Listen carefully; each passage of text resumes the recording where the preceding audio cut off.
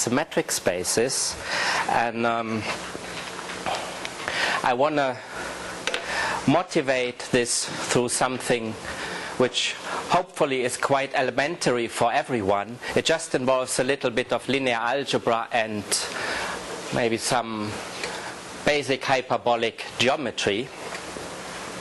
So let's consider the group SL2R, special linear group of R2. So we have 2 by 2 matrices of determinant 1, 2 by 2 matrices with real coefficients. And then, let's see, what do I need to do? Do I need to point it here at the, yeah. And we consider the plane, Euclidean plane, really as the upper half. Well, consider this as the complex plane, and inside there the upper half plane. So all complex numbers with positive imaginary part. Yeah. Then we have an action of SL2R on the upper half plane by these linear fractional transformations. Yeah? Z is mapped to AZ plus B plus divided by CZ plus D. Yeah, it's not obvious that when you start with an element in the upper half plane that you get something in the upper half plane, but when you contemplate about this for a little while, then you see it. Yeah? So what we get is really a transformation of SL2R on the upper half plane.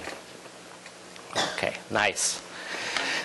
But this action, this even isometric, with respect to a particular metric that one can put on the upper half plane, which I have written down here. So in terms of x and y, it's just the usual Euclidean metric, the x squared plus the y squared, but we divide by the square, it's the coordinate in the imaginary axis. Yeah? Or in terms of the z coordinates, the complex coordinates is dz times dz bar divided by the square of the imaginary part. So this action of SL2R preserves this metric, and in fact the upper half plane together with this metric, this is known, that's one model for the real hyperbolic plane. Yeah? That's the upper half plane model for the real hyperbolic plane. So what we see here explicitly is an action, an isometric action of SL2R on the real hyperbolic plane. Okay. So, yeah, that's what I already said. And in fact, this action is transitive. Yeah? Pick any 2 points in the upper half plane, you can find a transformation in SL2R that maps the first point into the second point. Yeah, which means that the hyperbolic plane is a homogeneous space of SL2R. Of course, it's well known. Yeah? And then you work out the isotropy at the point. So when you do this at the point I, which lies on the imaginary axis, you get exactly this group here, the group of rotations in the plane. Yeah, so this is the stabilizer at the point I in the upper half plane. So here we have a representation of the real hyperbolic plane as a homogeneous space SL2R mod SO2. Yeah? That can be calculated very easily using linear algebra. Now every matrix in SL2R has a unique decomposition into 3 matrices. Yeah? So you start off with an arbitrary matrix here with determinant 1, A, B, C, D. Then this can be written uniquely as a product of this rotation matrix, which we found in the stabilizer at the point for some particular value t. Then some diagonal matrix of this form, so x of s times x of minus s. We need determinant 1. So the main point here is just that we have positive entries in the diagonal. Yeah? Times, and then we have this upper triagonal matrix. So it's a nilpotent element. So we have this unique decomposition, and this is known, or this is the most elementary example of an Vltava decomposition of a semi-simple Lie group. Yeah? Our group SL2R is diffeomorphic to the product of the group K, SO2, the compact group. Then what we have in the middle, that's an abelian group. Yeah, you take all matrices of this diagonal form, that's an abelian group. And N, what we have in the end, you take all matrices of that form, that gives a nilpotent group. Yeah, so we have SL2R as a product of a compact group times an abelian group times some nilpotent group. It's only diffeomorphic. It's not isomorphic as groups. Yeah, I mean, you can't write SL2R as a product of three one-dimensional groups. Yeah, that you can't do. Okay. So yeah, that's what I just said. Always. Okay. Now another thing, what we see here is that, see, what we saw on the first slide is we can write H as G mod K. K is the stabilizer at the point. So what is remaining here on the right hand side, so we put K on this side, yeah, that's our hyperbolic plane. What we get is that the hyperbolic plane is diffeomorphic to the product of A times N. But A times N, what we've got here, this abelian group times nilpotent group, that's actually a solvable group. So what we get here is another model for the real hyperbolic plane, namely as a solvable, two-dimensional solvable Lie group. Yeah? And in fact the metric then to turn it into a hyperbolic space will be just a suitable left invariant metric. Yeah? So here we see a second model for the real hyperbolic plane, which comes out of the Vltava decomposition of the group acting transitively on it. Okay. Now these groups act nicely. K, how does K act? The stabilizer has a fixed point, and then we must, because it's an isometric action, the other orbits are just the circles centered at that point. Yeah? For A and N, it's perhaps not obvious to see what the orbits look like, and you can do explicit calculations. I mean, this is SL2R. You look, how does it act on the upper half plane? You can draw pictures, or what I did here, because the upper half plane doesn't fit onto the slide, so I used the usual transformation from the upper half plane to a disk. Yeah, this, what is it? Z minus I divided by Z plus I or so. So what we then get is the disk and the metric. So we want that this transformation preserves the metric. The metric is then the Poincare metric. So we get another model for the hyperbolic plane. Yeah, it's the disk model with the Poincare metric. Yeah, and so when we look at the action of A, the abelian part in the Vltava decomposition, on the hyperbolic plane, what we get is one orbit. It's actually a geodesic. It's just a straight line in the disk. And then the other orbits are the curves which are equidistant to that geodesics. They won't be geodesics, yeah? They just have some curvature, but they have constant curvature. Yeah, so these are the orbits of the one-dimensional abelian group, a geodesic, and the curves which are parallel to that geodesic in the hyperbolic plane. And then when you work out what are the N orbits, so this is just the this particular triangular group. You see how does it act on the upper half plane. You apply the transformation, Z minus I divided by Z plus I. What you get is this nice picture, which we already saw this morning in Professor Ito's talk. What we get are the horocycles in the real hyperbolic plane. Yeah, it's a horocycle foliation. So the actions of A and N, the abelian part and the nilpotent part, they give nice foliations of the hyperbolic plane. And in fact, these are the only homogeneous foliations you can get on a hyperbolic plane if you don't allow singular orbits. Yeah? So these are the only homogeneous foliations on a hyperbolic plane, and that's one way to describe them is just look at the Vltava decomposition of SL2R. So what the right side you mean N just the Heisenberg group? This N? No, this is just the, we are in two dimensions. This is just the diagonal 1, 1, U, so it's triangular group. It's not Heisenberg group. No. The Heisenberg group arises in the Vltava decomposition of the isometry group of a complex hyperbolic space. Yeah? So, right. Now, what I want to, this is a kind of motivation, and it's motivation for some generalization what I want to talk about. We want to generalize this to, so we replace SL2R by any non-compact real semi-simple Lie group. And if you don't know what this is, doesn't matter. Just think of G as, take SL and R just for higher dimensions. Yeah? Take n times n matrices with determinant 1. Yeah? That's enough for the talk. In this talk, I will discuss some general theory, but I will always explain how this works for SL and R. Yeah? So that's what you should perhaps keep in mind for this group. And then our group SO2, this will be replaced by a maximal compact subgroup of G. That's what SO2 is. SO2 is a maximal compact subgroup of SL2R.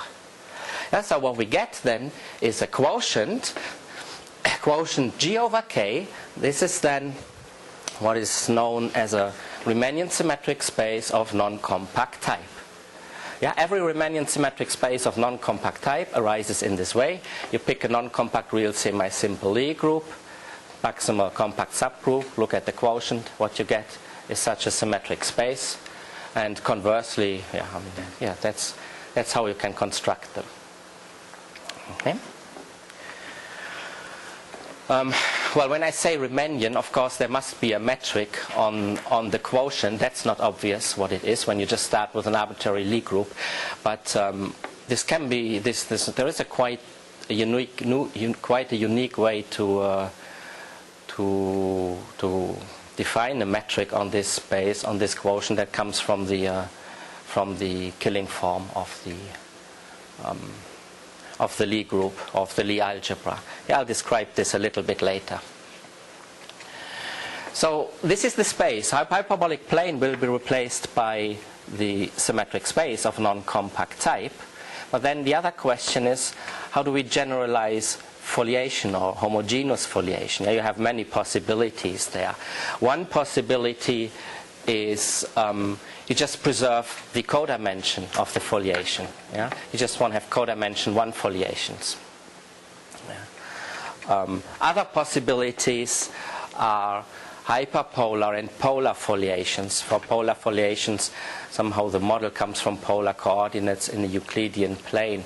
Maybe I'll say later, probably tomorrow, what polar foliations are in detail, but just to give you an indication, it basically means for a foliation to be polar means you can find a section, and a section is a totally geodesic submanifold that meets all leaves of the foliation and meets them all perpendicularly. Yeah? And hyperpolar means that this section is intrinsically flat. Yeah? So these are the foliations I want to discuss in these lectures. So basically what we have obtained is complete classifications for the codimension 1 case and for the hyperpolar case, but not for the polar case yet. And this is all joint work with Carlos Diaz Ramos from Santiago de Compostela and Hiroshi Tamaru, who's in Hiroshima. Yeah? Okay. So just to give you an idea, there is much to explain really here. So in order to write down the general result, but to give you an idea of the flavor, what you can expect here, what will come. So when we think about the generalization of SL2R over SO2, so we just increase the index or the dimension of the Euclidean space. Yeah? So from 2 goes to R plus 1. What our classification looks like is as follows. This is a symmetric space here on the left-hand side. Now, every such symmetric space has a horospherical decomposition. This is something I'm going to have to explain you what this is. It's a horospherical decomposition is a decomposition of the symmetric space into some semi-simple part. It's a totally geodesic semi-simple part, a totally geodesic Euclidean part, and some horocyclic part. Yeah. But anyway, this semi-simple part here, there will be just a number of copies of a real hyperbolic plane. We have some Euclidean space of some suitable dimension here, and then some nilpotent part in here. This somehow corresponds to horospheres, horocycles of suitable dimensions. Yeah? So this is what we have there. Now on each real hyperbolic plane we select one of the two foliations we've just discussed, yeah? The one which has a geodesic as an orbit, yeah? Which comes from the abelian part of the Vltava decomposition. Now on the Euclidean space, select a foliation by parallel affine subspaces. Yeah, that's a nice foliation on a Euclidean space. Yeah, you take an affine subspace and then all the parallel affine subspaces. Yeah, that gives a nice foliation. And then on the nilpotent part, we actually don't select a foliation. We just pick the entire nilpotent part, and you see when we put this all together, what you get is k copies of, or a product of k copies of this foliation, and then this foliation on the Euclidean space here times this. This of course gives the foliation on this space. Yeah, and this product foliation is hyperpolar, and every hyperpolar foliation on this space arises in this way. Yeah? So this is something I want to try to explain, well, how you can use general theory to prove or to produce this result on arbitrary symmetric spaces. But actually I don't want to say too much about it, but explain it in more detail for this particular symmetric space, because the general theory might be a bit confusing and complicated. Yeah? What is the number of k? It can be, in this case, it's roughly, it could be 0, it could be 1, it could be 2, it can be 3, it can be roughly up to half of r plus 1. Yeah. Okay. So the outline of the talk is I want to say a little bit about Riemannian symmetric spaces of non-compact type, a bit the geometric and algebraic theory that one needs to understand this. Yeah. And so I'll say something about symmetric spaces, about restricted root space decompositions. That's, I think, the most powerful tool for investigating symmetric spaces, as an algebraic tool for investigating symmetric spaces. The Vltava decomposition in general for symmetric spaces. Parabolic subalgebras, they turn out to be crucial for this business. Yeah, so I have to explain what the parabolic subalgebras are, and then how parabolic subalgebras relate to the geometry of symmetric spaces. This is through horospherical decompositions. Yeah, so that's what I want to explain a bit, what these objects are and how they fit together to give then classifications. And so I want to discuss some classification results, and in particular I want to discuss all this in detail for this particular space, yeah? Because this is the easiest one to understand. These are just r plus 1 times r plus 1 matrices with determinant 1 we are talking about, yeah? So that's very elementary. Okay. So symmetric spaces. There are various ways to define them. The simplest way is to say that the Riemannian manifold, we're assuming they are connected, all Riemannian manifolds, any manifold is assumed to be connected, is symmetric if for every point in the manifold one can find an isometry of the manifold such that this isometry is an involution, and the point P is an isolated fixed point of that involution. Yeah? What this geometrically means is, see, so you have a point. This is a fixed point of that isometry, but you wanted an isolated fixed point, and since you have an involution, so you take then a tangent vector, the differential of the isometry must map this vector to its negative. Yeah, that's the only possibility. So geometrically, this means that a vector, a tangent vector, corresponds to a geodesic. So actually, what you can say is you reflect a geodesic in that point, yeah, and that you do in all directions. So all geodesics. So this involutive isometry is just, it's a geodesic geodesic reflection in a point. That's what it is geometrically. Yeah? So space is symmetric if at every point you can find there is a globally well-defined geodesic reflection in a point. Okay? And so examples is of course the Euclidean space. Yeah, you see this really. I mean, you fix a point and then you see that P maps to minus P, or so what do we need? P plus X maps to P minus X. Yeah, that's an isometry. Yeah, so that's easy. Or in a sphere, so you pick a point, and so you have, imagine the sphere, you pick your point on the sphere. So what you then do is you stick an axis through the point and the center of the sphere, yeah, and then you reflect in this line, and what you get is nice. It's an isometric reflection in the point on the sphere. Yeah? So you can really see that the sphere and Euclidean space are a symmetric space. So some basics about symmetric spaces is they're always homogeneous. The group of isometries acts transitively on M. This is just some general information. Maybe I'm a bit quick now with these slides. So, I mean, anyone who wants to have a copy of the file can probably get a copy of the file here from you, or that can be organized. Yeah. So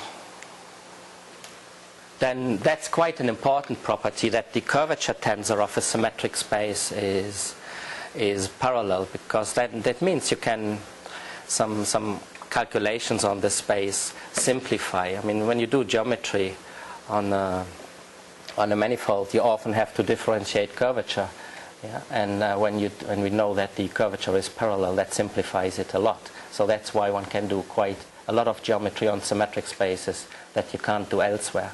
Yes, it's because of the parallelity of the curvature tensor. And symmetric spaces also have the nice feature that they decompose into irreducible factors, which simplifies the classification of symmetric spaces. So what I wrote here is a bit lot.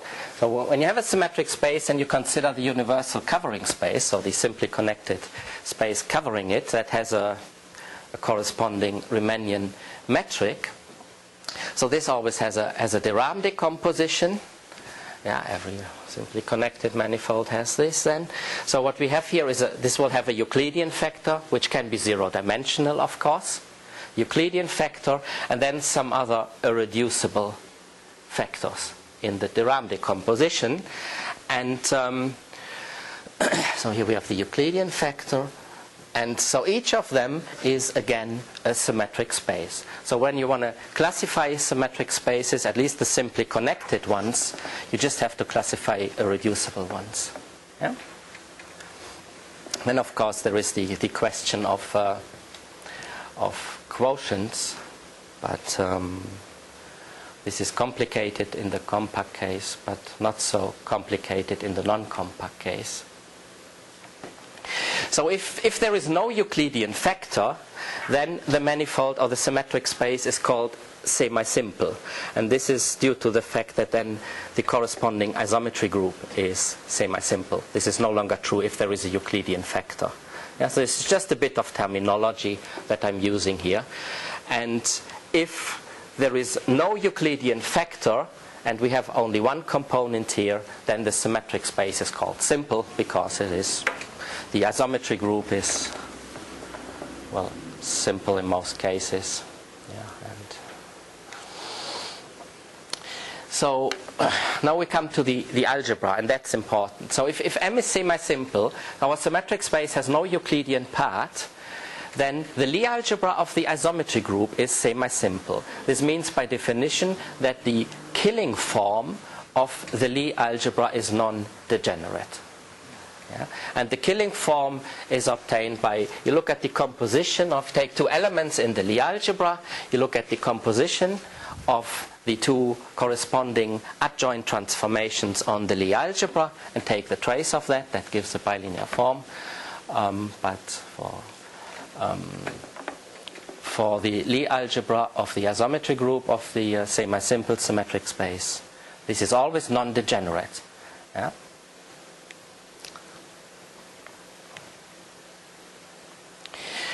So if M is simple, I mentioned this already, then the Lie algebra is simple. The Lie algebra of the isometry group is simple, which means it is semi-simple, so the killing form is non-degenerate, and there are only the trivial ideals in the Lie algebra, so either the full algebra or the just the zero. Okay. Or the other possibility is that G is a direct sum of two simple Lie algebras. This happens when one actually considers Lie groups as symmetric spaces. Yeah. But it's not so important for us.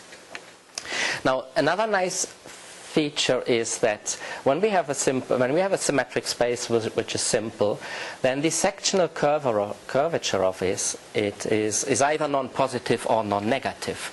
Yeah? So you can't have different signs for the sectional curvature. This is quite nice. Now, if the sectional curvature is then greater or equal 0, so is non-negative, then the manifold must be compact and have finite fundamental group. So this, of course, is that causes problems for the full classification because you have to find all the right covering groups. Yeah? So that's a non-trivial problem. But if the sectional curvature is non-positive, then the manifold is non-compact and simply connected. Yeah, so there is no problem there. So then, because of Hadamard's theorem, non-positive, it's connected, simply connected, so it'll be diffeomorphic to Rn. So there is no topology there in the non-positive curvature case. Yeah? It's diffeomorphic to Rn, every such space. It's always simply connected. Yeah, and we are interested in these spaces. Yeah, that's where these symmetric spaces of non-compact type. So they will always be simply connected. Okay. So, then a bit of terminology. Symmetric space is said to be of compact type if semi-simple and sectional curvature is then non-negative or is always greater or equal to 0, and non-compact type if the sectional curvature is always less or equal to 0. This is just some standard terminology that is used for these symmetric spaces. So I should then say at the end that symmetric spaces, they're classified, they're all known. And Elie Cattan did the main work for this, and he used this classification of simple Lie algebras, then involutive automorphisms, which could classify on these Lie algebras, and then some concept of duality between symmetric spaces of compact type and of non-compact type in order to classify them. So this duality, is there some kind of duality, for example, between the sphere and the real hyperbolic space, and that sort of thing. So there is a complete list, but I won't write this down. It's just to let you know that they're all known. And it's just quite a nice, interesting list. So what else have we got here now? Right, some more basics. So let's pick a semi-simple symmetric space. We fix a point in it. Yeah. And by G we denote then the identity component of the full isometry group, and K is the stabilizer of G at the point we fixed. Yeah? So then, as usual, we can identify M with the homogeneous space G over K, yeah, because we saw that every symmetric space is a homogeneous space, so this group must act transitively. Yeah? So we have this decomposition. Now the killing form is non-degenerate. So when we take the Lie algebra of the stabilizer K, so this is the Lie algebra of the stabilizer K, we can take the orthogonal complement with respect to the killing form. And we denote this complement by P, And what we get is a nice decomposition of the Lie algebra into K plus P, which is known as the Cartan decomposition. Yeah, so the killing form, the killing form gives us this decomposition naturally. And Cartan decomposition means that these bracket relations holds. Well, K brackets, the bracket of K with itself goes into K, but that's obvious because K is a subalgebra that always holds for a Lie algebra. Yeah? So the interesting bits are these two bracket relations, that K and P bracket into P and P bracket into K. Yeah, for the Lie algebra. So this, whenever one has such a decomposition with these properties, that's Cartan decomposition. And this decomposition also gives us a natural involution on the Lie algebra. So what do? We take a vector x plus y in the Lie algebra, where x lives in K and y in P, and we map this to x minus y. Yeah, so we fix K and map vectors in P to its negative. Now that gives a natural involution on the Lie algebra. It's known as the Cartan involution. And then we can define an inner product on the Lie algebra in this way. So we take the killing form, and then we insert in the killing form x and theta y. What we get is a negative definite inner product. So we take minus of it. This gives us something that's positive definite. Yeah? So the killing form together with this Cartan involution gives us a positive definite inner product on the Lie algebra. Yeah? And so we get this positive definite inner product on G. So in particular we can restrict it then to P. Yeah? P we can identify with the tangent space of the homogeneous space G over K. Yeah, and then by K invariance, so we can move this inner product to the entire homogeneous space G over K, and this defines the metric on the symmetric space. Yeah? This turns it really into a symmetric space then. Okay? So this is known as the killing metric on G over K. Now, what we also will need about symmetric spaces is the notion of a rank. And the rank of M is the dimension of a maximal abelian subspace of P. Yeah, so we have P, and we just investigate what is the maximal dimension of an abelian subspace we can find in it, and that's denoted by that's the rank of the manifold. Geometrically, so in the non-compact case, this means you're looking for the maximal possible dimension of a Euclidean space which you can embed, for which you can find a totally geodesic embedding into the symmetric space. Yeah, that's yeah, so the maximal possible dimension of a Euclidean space sitting totally geodesically in the symmetric space. Yeah. So symmetric spaces of rank 1, spheres, projective spaces over the various division algebras, and hyperbolic spaces over the various normed real division algebras. Yeah, so these are simple examples. Okay, so I promised to say more about this symmetric space. So let's discuss all this what I've said for this particular case. So SL R plus 1, special linear group of R plus 1 dimensional Euclidean vector space, so consists of all matrices n R plus 1 times R plus 1 matrices with determinant equal to 1. The reason is, you see, it is actually, when talking about it, it would be much easier just to write R here. But I write R plus 1 because the rank is R, the rank of this. Yeah. So the maximal compact subgroup in there, this is SOR plus 1. That's, of course, we know that's all matrices in SL for which the transpose is equal to the inverse. Yeah? So this is a maximal compact subgroup of the special linear group. Now we're looking at the algebras. So first is the Lie algebra of the general linear group is just, we take R plus 1 times R plus 1 matrices with the usual commutator as matrices as a product. Yeah? This gives us the Lie algebra structure on GLR plus 1R. Okay? So this is the Lie algebra structure, usual one for matrices.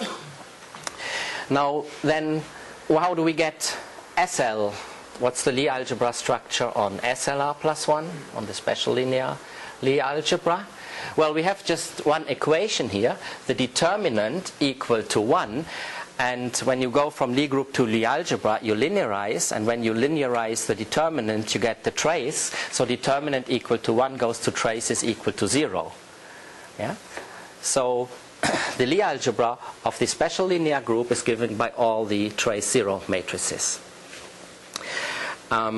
So in a similar way, when you linearize this condition here, for the special orthogonal group, what you get is that the transpose is equal to minus the matrix. Yeah, so what we get there is skew symmetric matrices.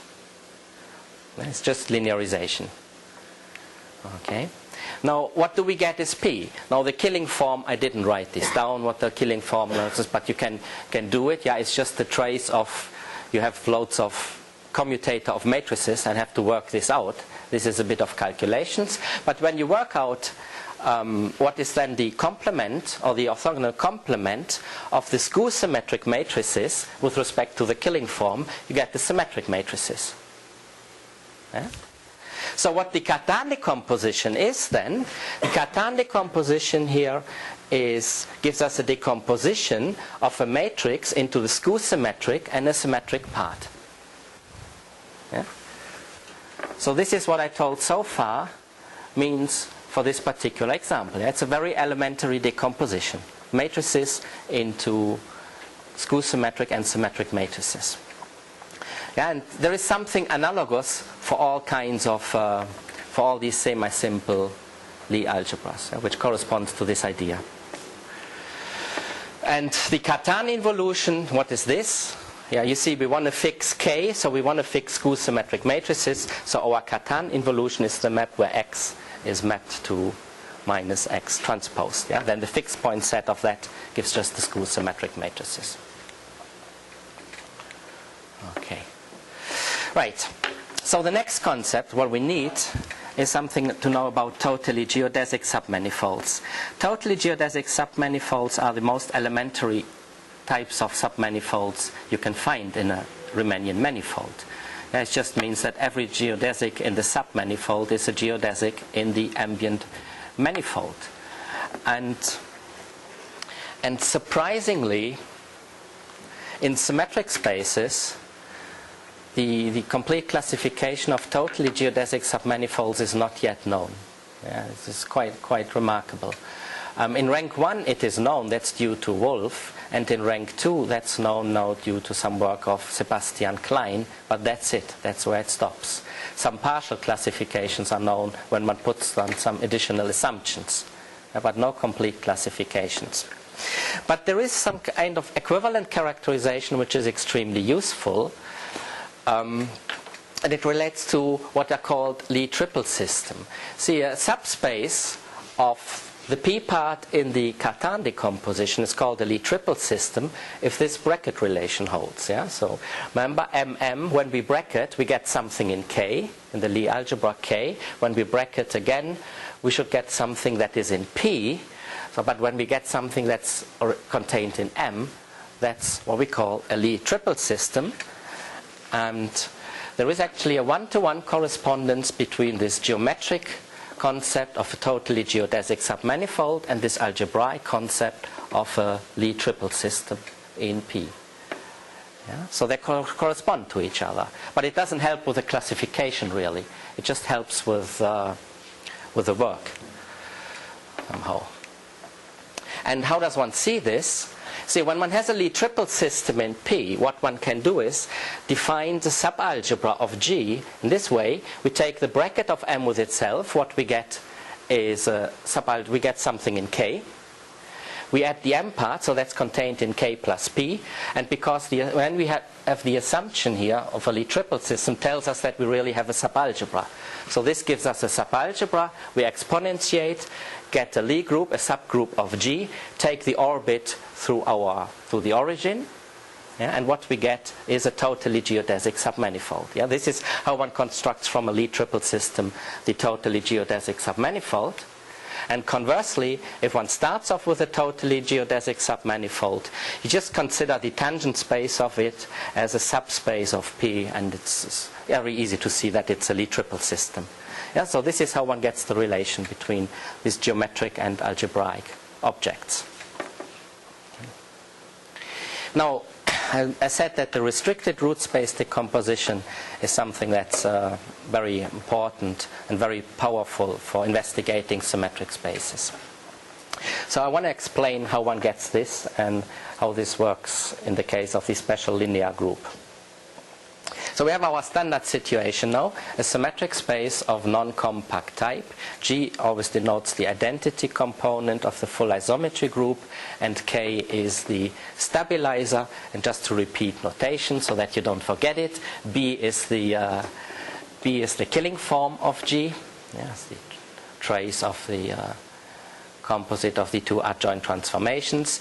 P is the orthogonal complement of the Lie algebra of K with respect to the killing form. We have the Cartan decomposition, and we have the Cartan involution, where we fix vectors in K and we map vectors in P to its negative. Yeah? So this is our standard notation which we will use, and we have this positive definite inner product on G, which comes from the killing form and the Cartan involution, yeah? Which I explained before. Now, the first observation is when one takes an element in P and looks at the adjoint transformation with respect to this inner product, this is self-adjoint. Yeah? So each element in P determines a self-adjoint transformation on the entire Lie algebra G. Yeah, and that's good because self-adjoint transformations can be diagonalized, so we can characterize them really by eigenvalues. Yeah? That's why this is important. Now we take a maximal abelian subspace of P. So what do we then get?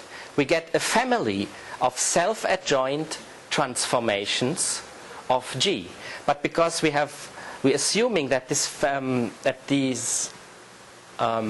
that A is abelian, this is a commuting family of self-adjoint transformations. Yeah? And when you have a commuting family of self-adjoint transformations, then they can be simultaneously diagonalized. Yeah? So to describe this by the star, I, as usual, denote the dual vector space of a vector space. So then what we can write down is, well, something that looks like an eigenspace.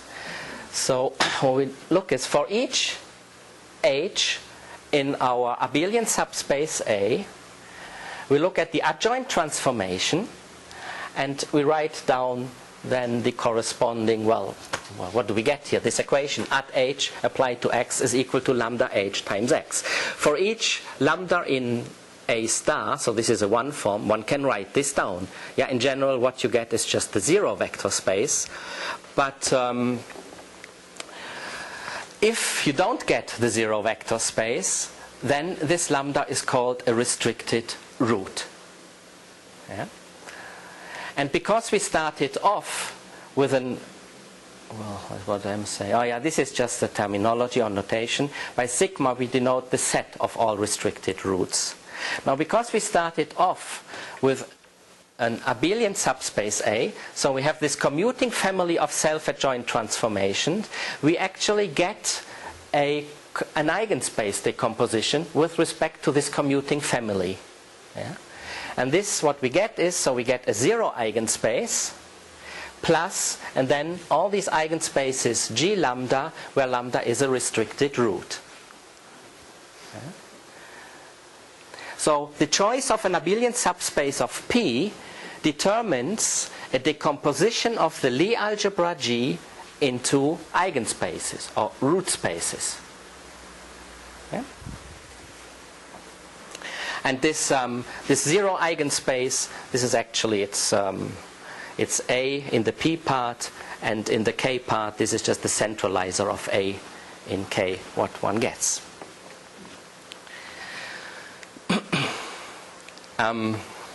There is, I mean, for those who are familiar with root space decompositions, there are actually not so many possibilities what one can get, and they have nice names in the literature: A, B, C, D, E, F, G type, and B, C type. So this is the kind of thing one can get here, but I don't want to go through this and explain what you can get there.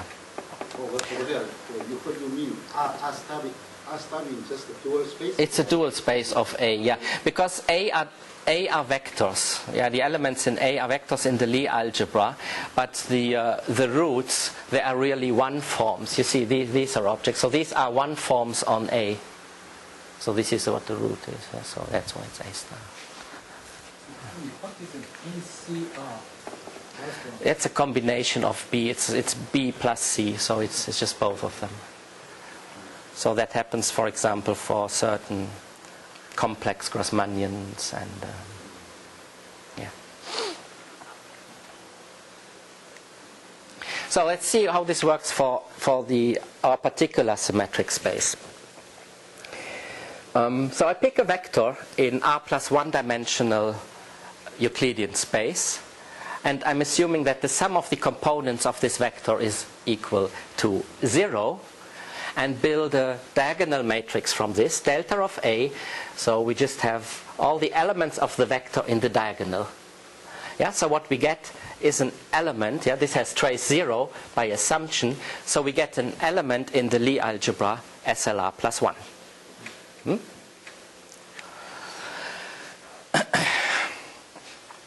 Now, when we take all these diagonal matrices of trace 0, what we get is a maximal abelian subspace of P. You remember what is in our particular situation. K are skew-symmetric matrices, P are the symmetric matrices. Yeah, so here P are just symmetric matrices. Yeah, and this is a maximal abelian subspace of the symmetric matrices. You see what is the dimension of this? The dimension is R plus 1 minus, and then we take trace equal to 0. That takes away one dimension, so we have R. Yeah, so the rank is R in this case. That's what we read off from here. Now some more terminology. Now I want to determine the root space decomposition. What do we actually get? Yeah? So I define these vectors here. E1 is just, so we put 1 in the diagonal 1 here, zeros everywhere else. E2, we put the 1 here, zeros everywhere else, and so on. Yeah? So these are our vectors. And by the stars, I denote the corresponding dual vectors, yeah, the corresponding one forms. Okay? Now, what are our root space roots? What do we get? These are just the differences of any two such vectors, ei star minus ej star. Yeah, this is a restricted root. See, what does one need to do? One just needs to work out matrix multiplication and work out eigenspaces. Yeah, this is a simple linear algebra, really. I mean, working it out on the slides here is a bit too confusing. I find it's just too many matrices. One has to do it. I mean, you have to do it by yourself, really. But what you get out in the end is that these are all the possible roots or eigenvalues. The corresponding root space is one-dimensional, and it is spanned by the matrix Eij, where we just have the matrix where in the ith row and jth column we have the entry 1 and 0 everywhere else. Yeah? So what we get is, this is our restricted root system. G naught, the zero eigenspace, is just the abelian subspace. There is nothing in K. There is nothing that that commutes with A in K. And this is our restricted root space decomposition. We have A, this is the zero eigenspace, plus, and then we have all the one-dimensional spaces which are spanned by the matrices with just one slot. Yeah? So this is how it looks like for this particular example.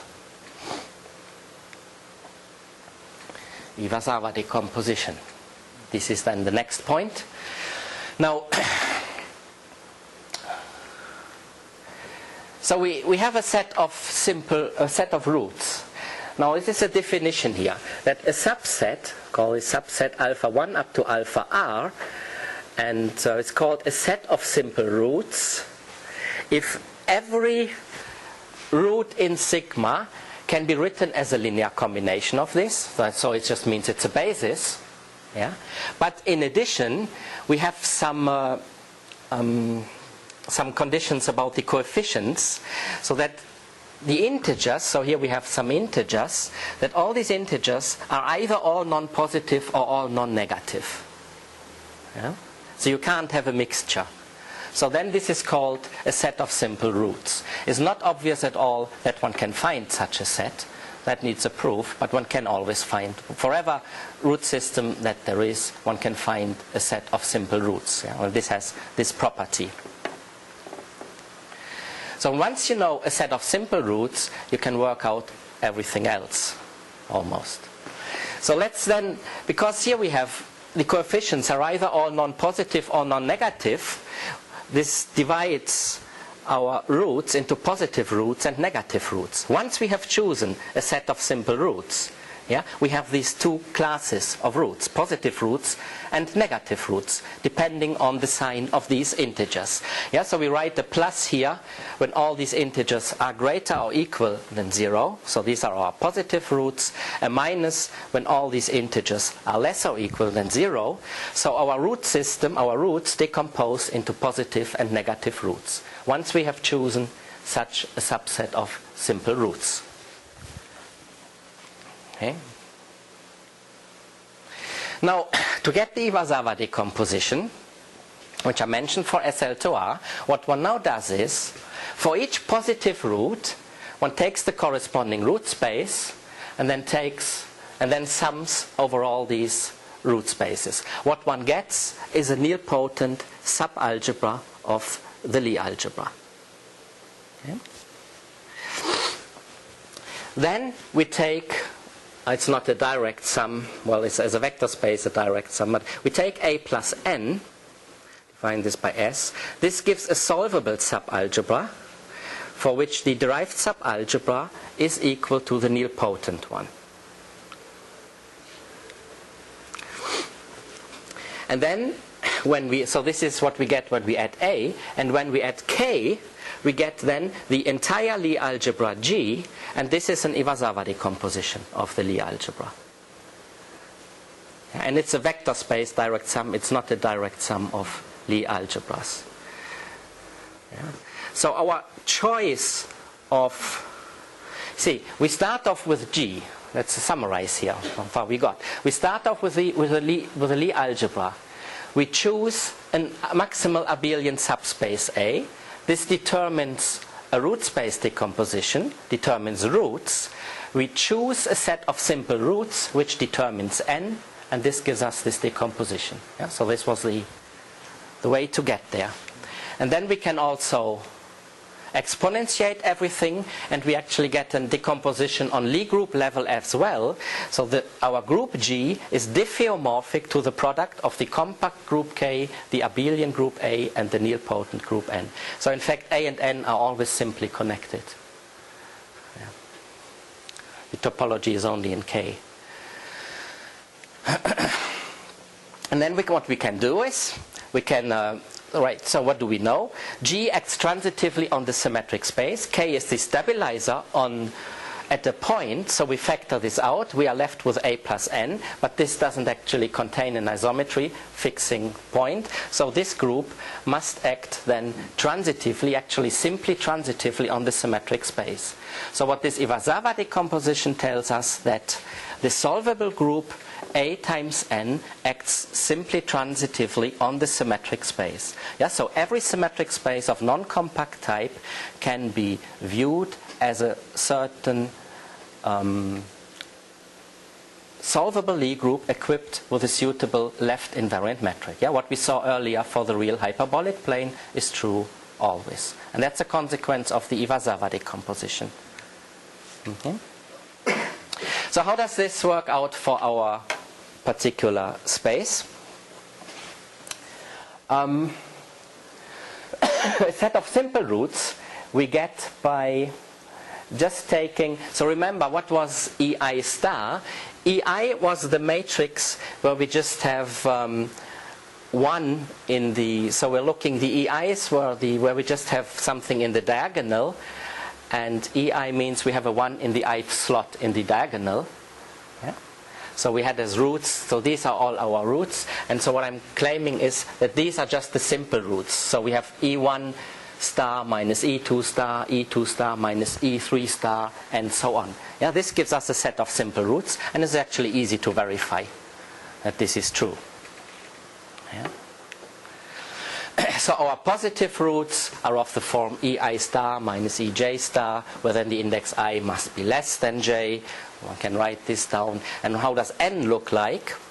Well, n must then, so positive roots, we have to look at the corresponding root spaces. Now the index I is less than J. So for example, 1 and 2. So which means we go into the slot 1, 2. So what we have there we have just one entry. Yeah? This generates our root space. Yeah? And that's what we do for all of them. So what we get for n are just the strictly upper triagonal matrices. Now this is our nilpotent subalgebra in this particular example. The strictly upper triangular matrices. And these are the eigenspaces. So what is the Vltava decomposition of SL R plus 1? So it's the unique decomposition of a matrix with trace 0 into the sum of a skew-symmetric matrix. This is the K part in the Vltava decomposition. Yeah, it's skew-symmetric. A diagonal matrix with trace 0. This is the A part in the Vltava decomposition of a maximal abelian subspace, and such an upper triangular matrix. Yeah. So that's what the Vltava decomposition is for this particular type of matrix. On group level, we just exponentiate. What this means is we just put 1s in the diagonal here, and because we need determinant equal to 1. What do we get there? The Vltava decomposition then of matrices of determinant 1. So is, what is this? So we get is a product of an orthogonal matrix. Yeah, that's what the group K is, orthogonal matrices. Determinant 1. A diagonal matrix with determinant 1, and then such a matrix. Yeah? So every matrix with determinant 1 has a unique decomposition into these three such matrices. Yeah?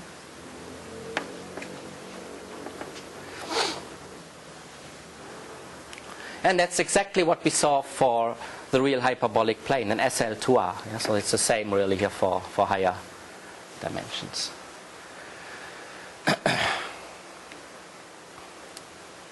And you see that then, what is A times n? They said is the group A times n acts simply transitively on the symmetric space. Yeah, this is our symmetric space. So what is A times n?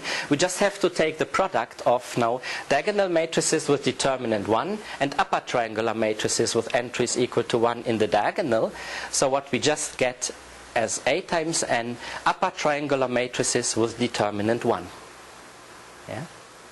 So the symmetric space here, SLR plus 1R over SOR plus 1, can be identified with the Lie group, the solvable Lie group of all upper triangular matrices with determinant 1, equipped with a suitable left invariant metric. Yeah. So although this is somehow, that's a geometric object here, this quotient, see there is a simple algebraic object that describes the symmetric space. Yeah, and this is for almost all symmetric spaces. There are such simple descriptions for the symmetric space. Now the next step is, from this we can actually get a diagram which is very useful for explaining things with symmetric spaces. A Dynkin diagram is a graph which consists of circles, lines and arrows. These are the objects in the graph. Now the circles represent simple roots. So when we have R simple roots, we have R circles. Now we want to relate them somehow. Now something that's not obvious, but what can be proved, is that the angle between two simple roots. You see, what is a root? A root is an element in the dual of A, the abelian subspace. Now A lives in P, and on P we have the inner product coming from the Killing form. Yeah? And then by duality we have a natural inner product on the dual space. Yeah? So we can talk about the angle between roots. Yeah? And it turns out that whenever you take two simple roots, the angle between them must be one of these four angles. Yeah? They're either perpendicular, or the angle is 2/3 pi, 3/4 pi, or 5/6 times pi. It's very nice.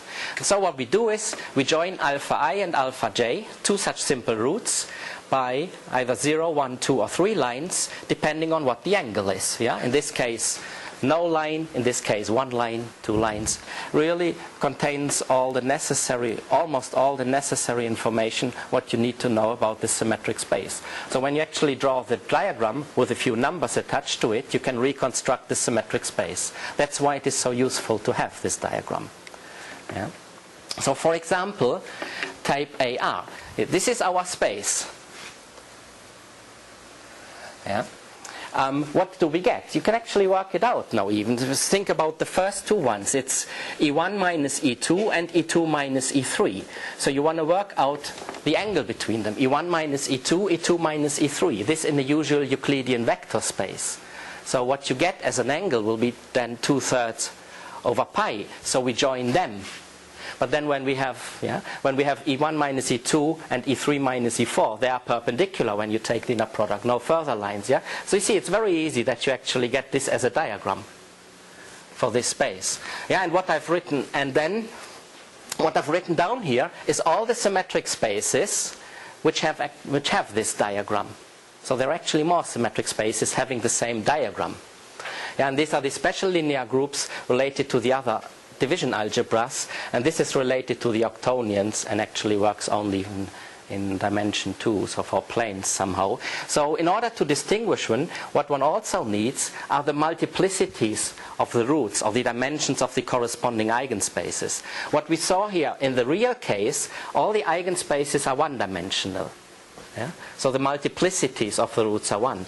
One can do the similar story with these groups over the complex numbers. You get two-dimensional multiplicity 2, two-dimensional eigenspaces. When you do it over the quaternions, you get four-dimensional eigenspaces. Yeah. So, and this is more complicated, so I don't dare explaining this. So, yeah. Among the sectional group E6. Yeah. Where the octal index minus 26 occur? This index. Why you the value like the minus 26? The minus 26 comes from, this is the index of, no, it's the index of the Killing form. You see, the Killing form itself it's non-degenerate, but it will have positive and negative things. So if you write down the index of that, then yes, I think that's something like this. Yeah. So that's where this comes from. Yeah. And then you can do for BR, you see, this is what you get. This is how the Dynkin diagram looks like, and this is the symmetric spaces you can get. Yeah, and then one can continue and in the end gets a complete classification. Yeah. So, right, 24, 20, I started 20. So I can talk about a bit now. I think I explained now.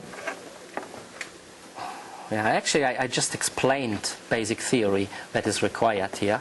So I want to say something about results, and I want to talk about the first result for codimension 1. Although this actually was known to us already a little while ago, I think it's worthwhile to talk about this first, because many of the problems I can already explain there and point out.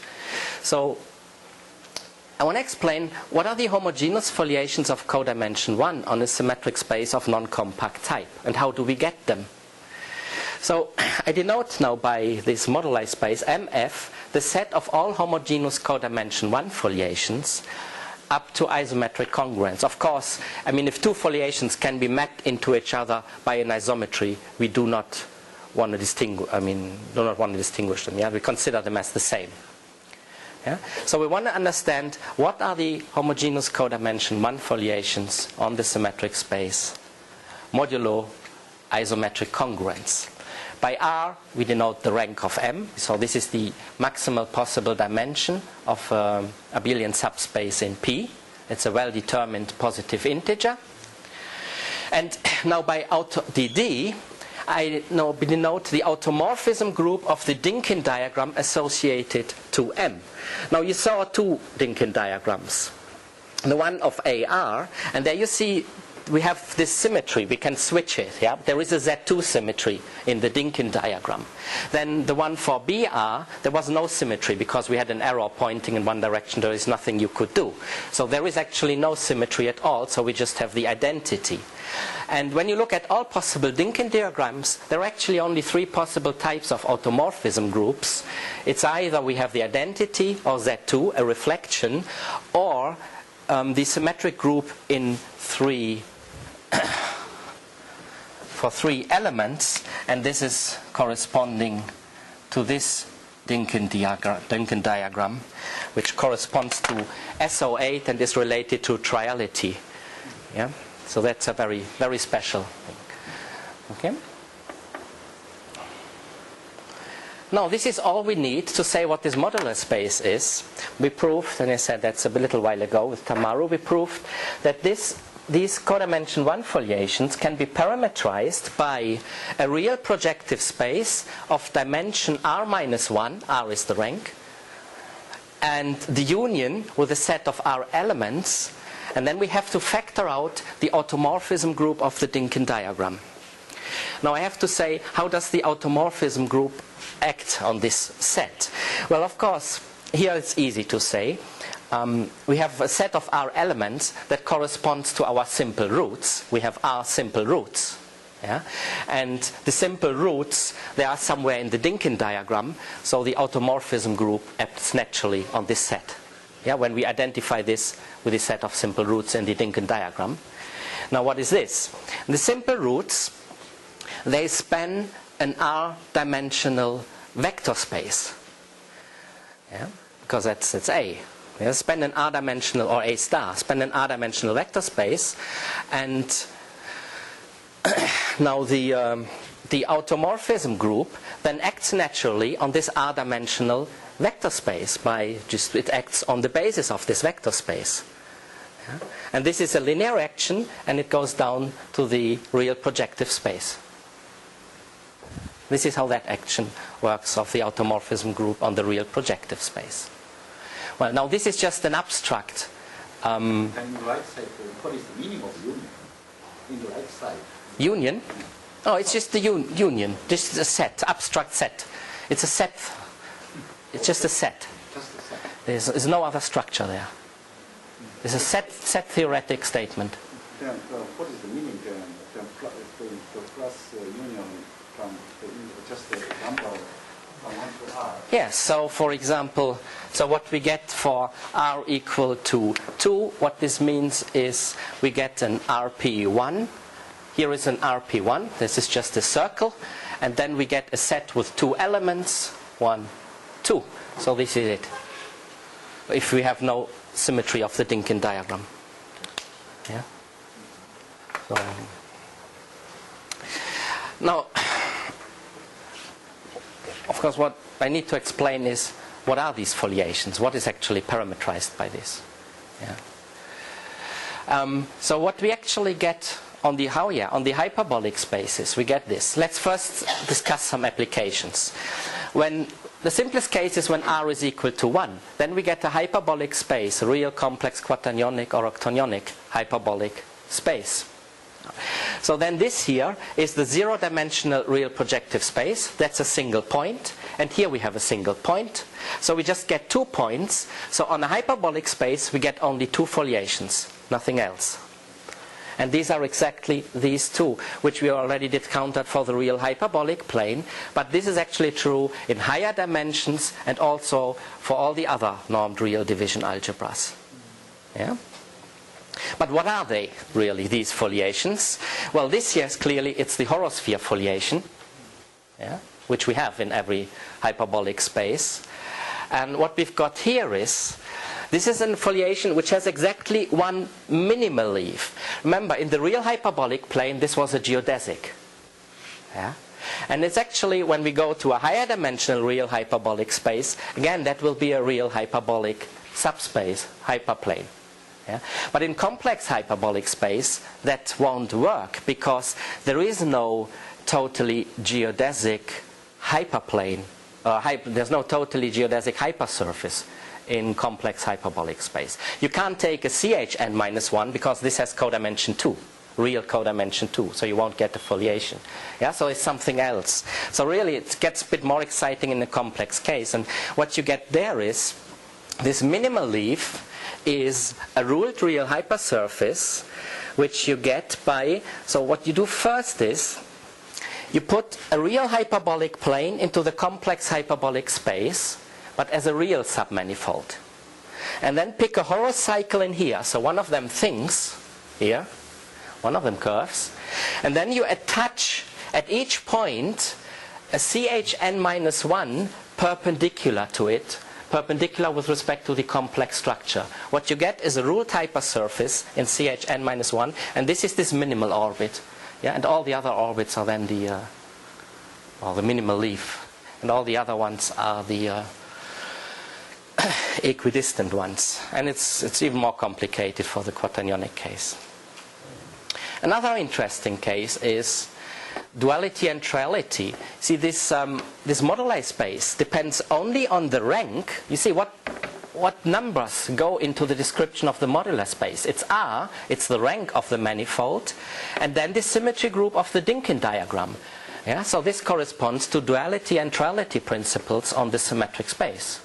Yeah, symmetries of the Dynkin diagram correspond to some geometric transformations on the symmetric space. Yeah, it's either duality or triality in this case, over there. Yeah, so for example, another interesting like this. For example, when we do this for r equal to 8, and we're looking at all Dynkin diagrams where we have no symmetry. The symmetric spaces, you see, this is our moduli space then. A 7-dimensional projective space, union with a set of 8 elements. Okay? And these are all the symmetric spaces which have such a Dynkin diagram. And you see, there are special orthogonal groups, symplectic groups, exceptional groups, and even more remarkable, there are some non-compact Grassmann manifolds of the real complex numbers and quaternions, where the dimension goes to infinity. Yeah? So this modular space of this codimension 1 homogeneous foliations somehow is the same for all these spaces. It is quite remarkable, although their geometry is really different.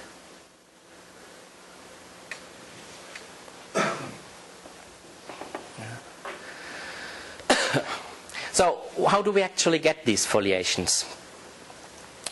Now when we take a point in RP in the real projective space, what we get is a horosphere foliation on M.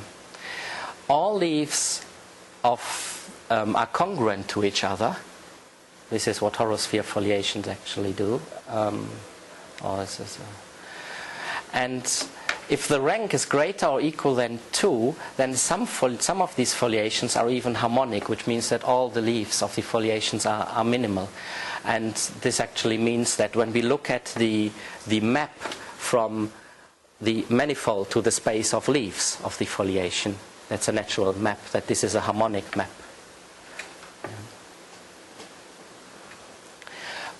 The other hand, when we pick one of these numbers between 1 and r, which corresponds to a simple root, so we get the foliation, denote this foliation by fi on m. This foliation always contains exactly one minimal leaf. Yeah, that's what we saw in the hyperbolic case. So this is true always. There is exactly one minimal leaf. And it's actually also quite remarkable that whenever the roots have the same length, and you look at the corresponding foliations, then they have the same principal curvatures with the same multiplicities for corresponding leaves. Yeah, so when you look at the two minimal leaves of these two foliations, they have the same principal curvatures with the same multiplicities. And this has quite a nice consequence, namely that if the rank is greater or equal than 3, one can find non-congruent homogeneous isoparametric systems on the manifold with the same spectral data for the second fundamental form.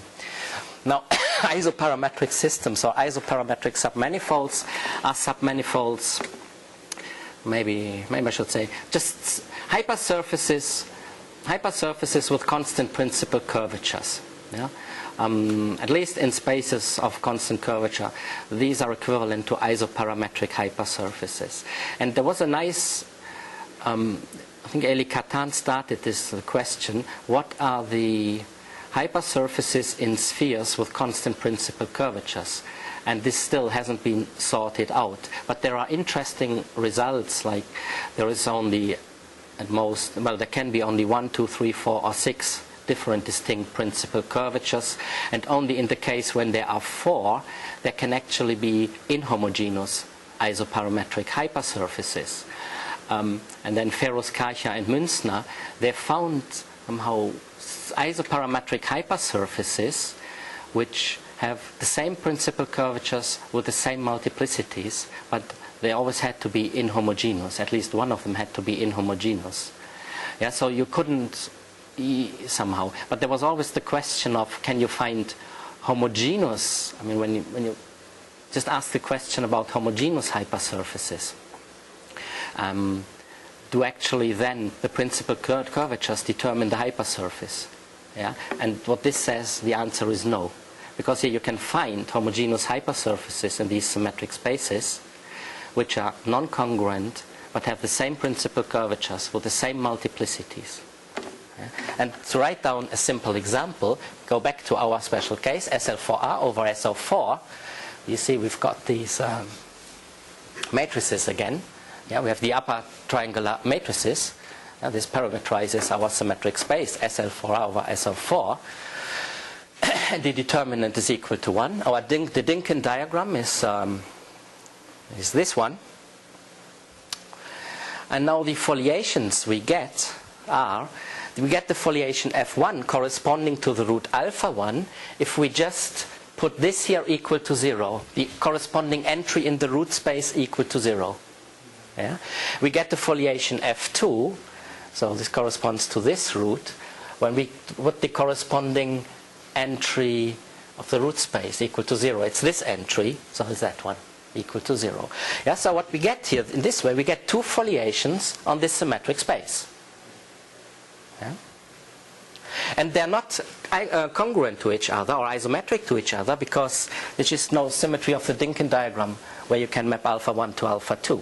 If you do the same thing for alpha 3 here, put this equal to 0, we get this Dinkin diagram symmetry, which tells us we get something that's isometric. But this is not isometric. So these are two explicit examples of homogeneous codimension 1 foliations, where you have the same principal curvatures for corresponding leaves with the same multiplicities, but they are not congruent to each other. Yeah?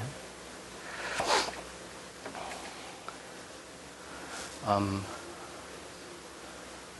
Yes. the equation Yeah? x11 and x4 is equal to This is determinant equal to 1. This is what we need here for.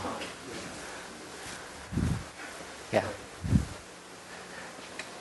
Okay.